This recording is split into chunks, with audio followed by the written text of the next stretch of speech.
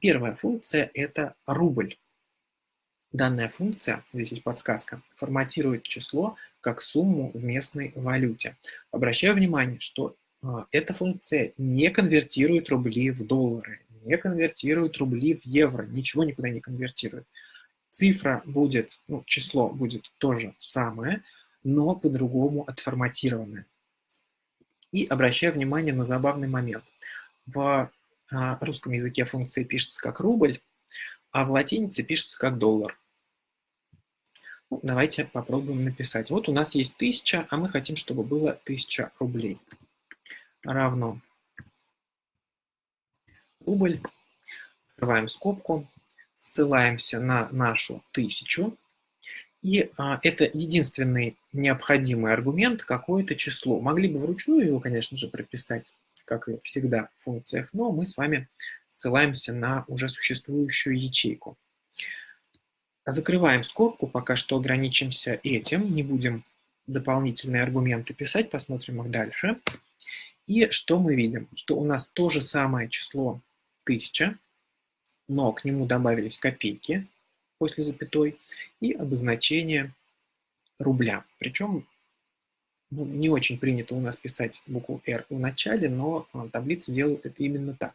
Обозначение по умолчанию прописывается, как это с долларами, например, принято перед цифрой. Далее вернемся внутрь нашей функции, поставим точку с запятой и посмотрим на дополнительные аргументы.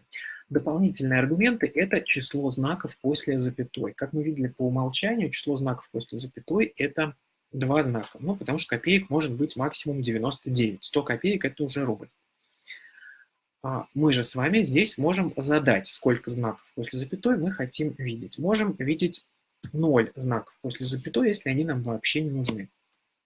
И видим, что ни запятой, ни знаков после нее нет. Можем видеть 1 знак после запятой. Не очень привычно, но можем.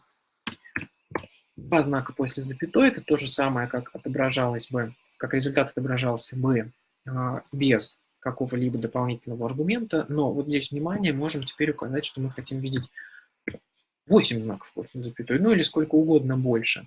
И тогда мы после запятой копейки видим вот в таком большом количестве. То есть не только сами копейки, это 2 знака, но еще и какую-то дробную часть копеек.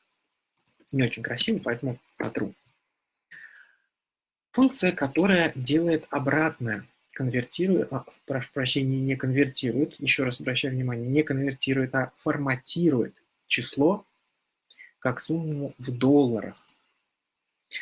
У нее нет российского обозначения, пишется она как to, подчеркивание, dollars, и у нее единственный аргумент – это число, которое мы хотим отформатировать.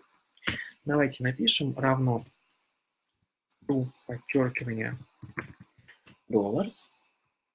Открываем скобку, ссылаемся на нужную нам ячейку, других аргументов нет, поэтому закрываем скобку. И что мы получаем? Мы никаких долларов не видим, мы по-прежнему видим рубли.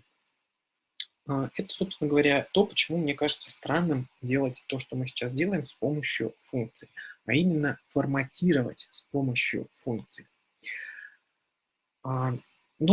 Видимо, функция предусмотрена, с помощью нее можно решить какие-то задачи, хотя, в принципе, форматирование решается более удобно вот как. Давайте напишем вот здесь еще раз 1000 и 1000. Одну из них форматируем в рубли, а другую в доллары, но уже не с помощью функций, а с помощью непосредственно форматирования. Для этого мы перейдем в меню «Формат», «Числа», и здесь у нас есть вот такие вот финансовые значения. Например, значение «валюта». Это то, что мы с вами делали в отношении рубля только что. Писали функцию рубль. Здесь, как видим в строке состояния, у нас не функция, а просто число 1000, которое отформатировалось со значком рубль в начале. Если же нам нужен не рубль, как вот здесь мы доллары хотели, то мы переходим в меню «Формат», «Числа» и выбираем вот здесь другие форматы и другие валюты. Ну, дело в том, что так как у нас язык установлен русский, страна Россия, то и валюта Google считает рубль, да, нам все-таки нужен доллар. Поэтому мы переходим еще раз в другие форматы, другие валюты. И здесь, ну вот опять же видим, что стоит значок доллара. Мы с вами находим нужную нам валюту. Здесь вот огромное количество разных валют и их обозначения. Вот, например, новый израильский шекель вот так вот обозначается. А нас с вами интересует доллар США. Вот он, доллар США со значком доллара. Кликаем на него, видим, что рубль поменялся на доллар. Нажимаем «Применить» и готово. Вот именно это мы и хотели получить изначально, значок доллара перед числом. Это две функции, которые касаются форматирования денежного, финансового. И есть еще две функции, которые форматируют проценты. Они тоже обратны друг другу. Первая функция 2%. Она ни одна из этих функций не имеет русскоязычного аналога, поэтому писать мы ее будем в латинице.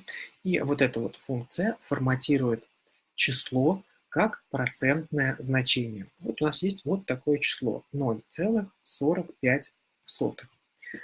Мы ее сейчас как проценты отформатируем с помощью функции. Пишем равно нижнее подчеркивание %, открываем скобку. Единственный аргумент – это то, что мы форматируем, то есть ссылаемся на эту ячейку, закрываем скобку и получаем 45%. Ну, собственно говоря, ровно так мы и поступаем, когда рассчитываем с вами проценты. Если нам нужно посчитать с вами 30% от чего-то, мы либо на калькуляторе умножаем на 30%, либо умножаем на 0,3. Да, это одно и то же.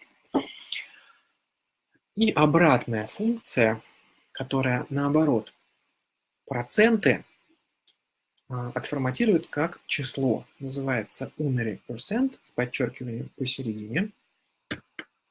Давайте ее запишем.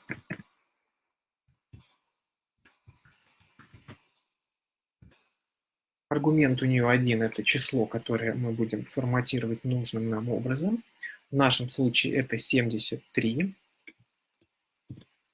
Открывая скобку, ну и получили обратный результат. 73 превратилось в 0,73. Но обращаю внимание для этой функции, что у нас здесь стоит просто 73 без значка процентов. Уже значок процента вот что нам дает. Мы еще на 100 поделили результат. Это не совсем то, что мы хотели. Поэтому значок процента здесь не нужен. Ну и по аналогии для этой функции мы можем с помощью форматирования, ну вот он процент, сделать то же самое, что мы только что делали для валюты. Да? То есть опять же формат поменять, ну, на мой взгляд, удобнее, чем писать функцию, но, возможно, есть ситуация, в которой вам понадобится сделать это именно с помощью функции. Этот урок – часть большого и более подробного курса. Записаться на курс вы можете на сайте sreda31.ru.